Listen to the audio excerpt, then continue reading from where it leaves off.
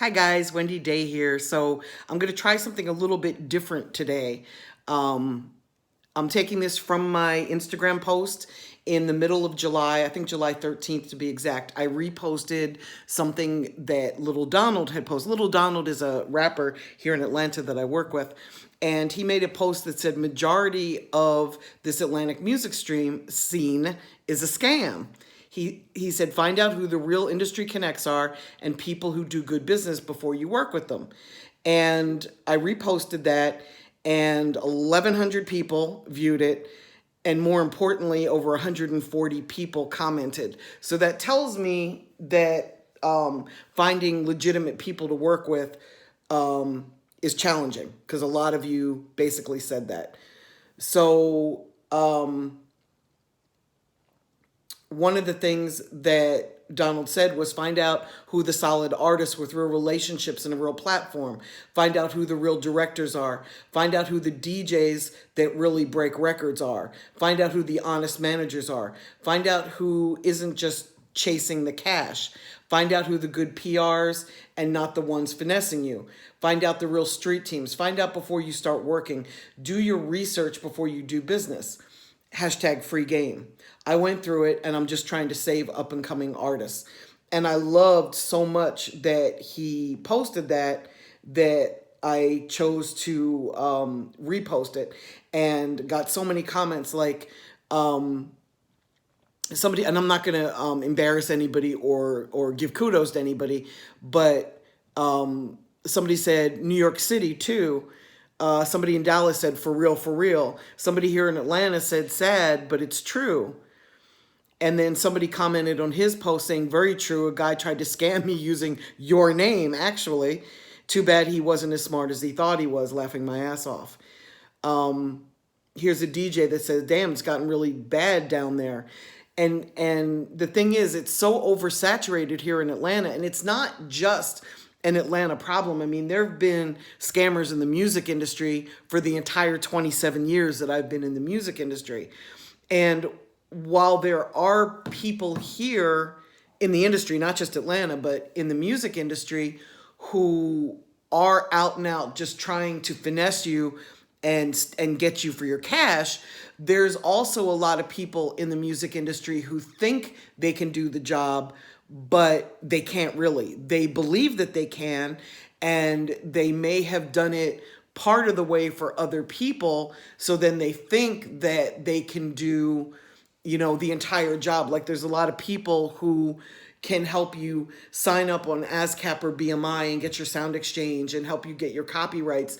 And they think that they can manage a career because they can do that little piece of it. So they advertise themselves as a manager. And in the music industry, there's such a low barrier to entry. Like, you don't really have to be great at what you do. You just have to have a business card that says that you do it, or you just have to network with other people and say that you're doing it. Or you could intern for free for a successful rapper and then turn around and say, oh, I helped build this successful rapper. And while that's very much true, because you did play a small role in their career, you may not have been the person to take them all the way across the finish line. And somebody that is a little bit less educated on social media might see you working with that person and think that you're the person that orchestrated their success. They hire that person only to find out that they can't do the same job for that newer artist that they did for the successful artist, to find out that maybe what they weren't saying was true. There's people here talking about how they do the research. They'll go to Google and look to see if the person that they're trying to hire is legitimate, and they can't always find the information.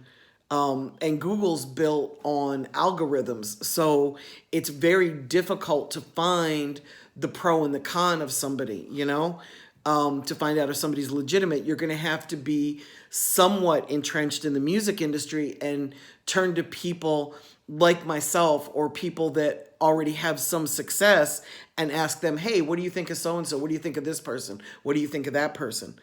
And you also have to be careful how you ask somebody. There's a lot of people that I like very much in the music industry that I would never fucking hire.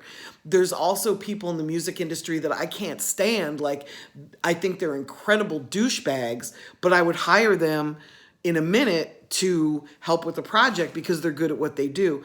So liking or disliking somebody is not a good way to ask somebody what they think of somebody else in the music industry. You also have to be careful that you don't ask somebody who's a supreme hater. And you've got to be able to ask somebody that's actually hired people to work with them, because just looking in, somebody might look really great at what they do and be terrible at it, or vice versa. I've seen people hire my radio guy to get them radio play, and it hasn't led to success because they hired that person to get them radio play, and they did what they were hired to do. They went and got radio play. Or they hired somebody that I use for playlisting, and because the artist had a little bit of buzz, they were able to get a lot of playlists, but a newer artist might hire them to do the exact same job, and they can't get them on any playlist because they don't have a movement yet. Nobody knows who they are. So just because somebody is great at what they do for one person doesn't mean they're going to be great at what they do for another person, because that other person might be at a different level in their career. I mean, there's a lot of levels to this. So here's somebody that's saying, I've gotten scammed so many times that I've got to stop this stupid shit. And that's true. Like, if you keep losing money, you're not going to succeed. And then there's other people giving advice, like, find you somebody that can register your music.